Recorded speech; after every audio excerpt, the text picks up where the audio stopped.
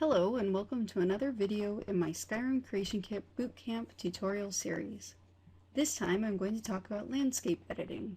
Within a world space, make sure that you're in one of the wilderness cells and scroll down until you can see the land. It's usually through the water.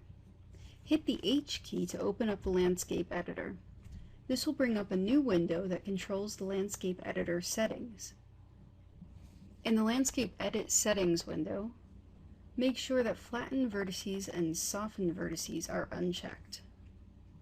Give yourself an edit radius of about 5 to begin with. Falloff controls the hardness of the editing brush edge. You can adjust this while you're using it by using Shift and the bracket symbols. A 50% falloff for this tutorial is fine. In the render window, hold the left mouse button down and move it upwards. Do this until the terrain breaches the water's surface. You can shape your terrain as you see fit.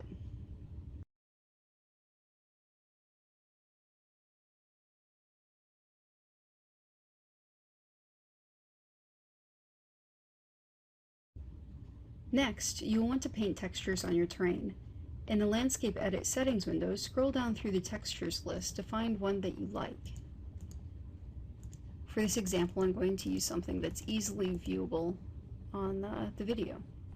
I'll try this snow. In the Render window, right-click with your mouse.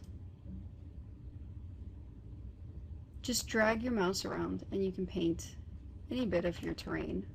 You don't have to get everything. You can also adjust the opacity.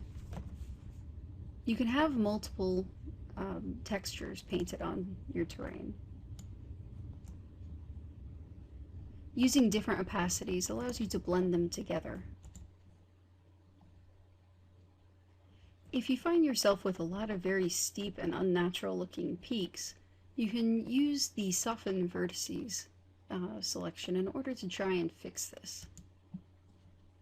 By selecting it and changing, you can adjust your fall off to make it a little bit more naturalistic, adjust your radius,